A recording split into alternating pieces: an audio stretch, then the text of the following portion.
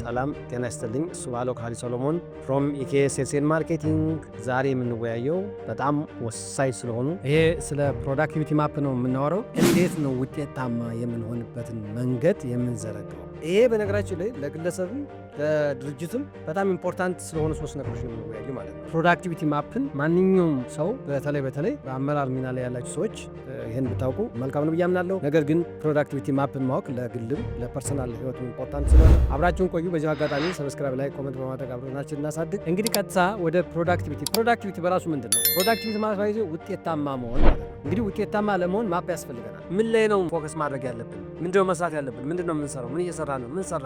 እንዴት ነው ፊድባክስ የምናገኘው የሚለውን ነገር የምናይበት ነገር ነው። እነዚህ ሶስት ቤዚክ ነገሮች እናያለን ማለት ነው። እንግዲህ የመጀመሪያው ፎከሲንግ ነው። ፎከሲንግ ማለት ምን ማለት ነው? አሁን እኛ አብዛኛው ሰው በነገራዊ በጣም ትልቁ የሚቸገረው በግልም ምን መሆን እንደሚፈልግ፣ አላማው ምን እንደሆነ፣ የት መድረስ እንደሚፈልግ ይሄንን ግልጽ ባለማድረግ ለመጣው ሁሉ ለምሳሌ አንድ ሶሻል ሚዲያ ታዋቂ ወይም ተጽዕኖ ፈጣሪ ሰው የሚመጣ እሱ ስለሆነ እየሰራ ነው። የእሱ ጎል ምንድን ነው? ፌመስ መሆንና በዛ አጋጣሚ የራሱን አላማ ወይም የራሱን ራዕይ ማሳካት ነው።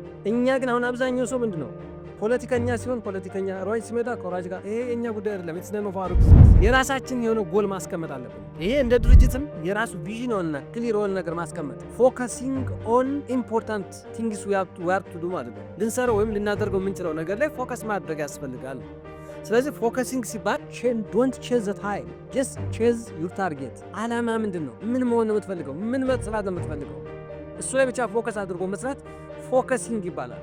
ወይም ደግሞ ዶንት ቢዚ ፎር ነቲንግ። አንዳንድ ሰው ቢዚ ነው ግን ፕሮዳክቲቭ አይደለም። ለምን ከተባለ የፎከሲንግ ጉዳይ ነው።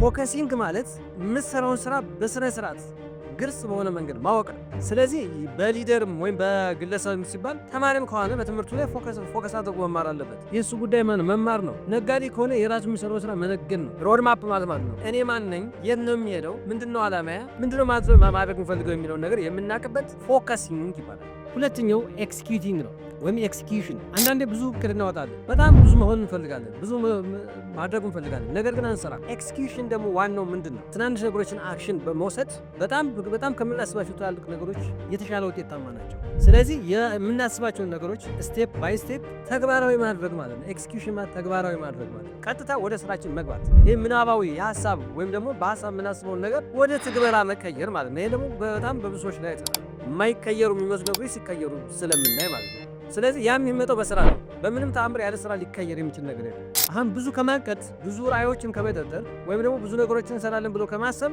ትንሽ ነገሯን በመስራት ምንድን ነው ሴት ኦፍ ስሞል ቲንግስ ደን ማለት ከምናስበው ነገር ሊያደርሰን የሚችለው እሱ ነው። ስለዚህ ኤክስኪዩሽን ማለት ቀጥታ ወደሚመለከተ መስራት ወዳለብን ነገር ስራችንን ዛሬውኑ መጀመር ማለት ነው። ምንም የማንም ወሬ የማንንም ግራም ቀኝም ሳናይ ስራችንን መስራት፣ ያ ነው ግብ ላይ የሚያደርሰው። በነገራችን ኤክስኪዩሽን ማለት እንጂ ቁጭ ብለህ በምናባዊ ወይም ደግሞ በድሪም ዓለም እየኖር ምንም አይነት በህይወታችን ላይም በድርጅታችን ለውጥ ሊመጣ ስለማይችል መስራት ነው። ለውጥ የሚመጣው በስራና በስራ ብቻ። ስለዚህ ኤክስኪዩሽን ማለት እሱ ነው። ሶስተኛውና መጨረሻው ኮንሲስተንሲ ነው። ዋስ ኮንሲስተንሲ? ቀጣይነት ያለው ነገር፣ አላማህን ለማሳካት ቀጣይነት ያለው ነገር፣ ስቴፕ ባይ ስቴፕ እያንዳንዱን ስራ መስራት። ኮንሲስተንሲ ማለት ጽናት ማለት ነው። ዛሬ ጀምረህ ነገ የምታውቅ ከሆነ ወደኋላ ምትመለስ። በያዘው ስራ ላይ መስራት፣ ተማሪ በትምህርቱ፣ ነጋዴ በንግዱ፣ ማንም ሰው ባለበት ነገር መሆን የምንፈልገውን ነገር ለማሳካት ምን ያስፈልጋል? ኮንሲስተንሲ ያስፈልጋል። ኮንሲስተንሲ ማለት ጀምሮ መተው አይደለም፣ ጀምሮ መጨረስ። ጀምሮ ለመጨረስ ደግሞ ምን ያስፈልጋል? በየቀኑ መስራት ያለብንን ነገር መስራት አለብን። መስራት ወይም ደግሞ በስራችን ላይ በዓላማችን ላይ መስራት የሚያስፈልገው ለምንድን ነው? ህይወት በራሱ ኮንቲኒየስ ፕሮሰስ ነው። በአጠቃላይ ግን ፕሮዳክቲቪቲ ማፕ ወይም ፕሮዳክቲቪቲ ሜጀር የሚደረገው ፎከሲንግ ታይምስ ኤክስኪዩሽን ታይምስ ኮንሲስተንሲ እኩል ይሆናል ፕሮዳክቲቪቲ ማለት ነው። እነዚህ ነገሮችን አሟልቶ የያዘ ሰው በህይወቱ በጣም ውጤታማ ሊሆን ይችላል። አዘርዋይስ ግን እነዚህን ሳይሰራ እነዚህ ነገሮች በነገራችን የነሳናቸው ነገር ቀላል የሚመስሉ ግን በጣም በቢዝነሱ ዓለም እጅግ በጣም ወሳኝ ነገሮች ናቸው። በአጠቃላይ አሁን ብዙ ጊዜ እኛ የምንቸገረው ምንድነው? ሰራተኛው አላማ ግብም ስለሌለው ምንድነው ቼዝ የሚያደርገው? ሰዓትን ነው ሲያሳድድ የሚውለው ታርጌት የሚያሳድድ አይቶ ውጤታማ ማን ነው? በዚህ ጊዜ ዶንት ቼዝ ታይም ታርጌት ቼዝ ማድረግ ያለበት ታርጌት አለ። የትኛው ሰው ምንም ባይት ጊዜ እንድታጎልተው በህይወት ልሎት አጣም ጊዜ ቆሞ አይጠብቅም። ስለዚህ ማሳደድ ያለብን ታርጌታችንን ስለሆነ እነዚህ ነገሮችን በማወቅ ቢዝነሳችንንም ሆነ የግል ህይወታችን ማስተካከል እንችላለን ብዬ አምናለሁ። በዚህ አጋጣሚ ላይክ፣ ሰብስክራይብ፣ ኮመንት በማድረግ አብሮነታችንን እናሳድግ። ታንክ ዩ ቬሪ ማች። ባሎ ፍሮም ኢኬኤስ ሴልስ ማርኬቲንግ ሶሉሽን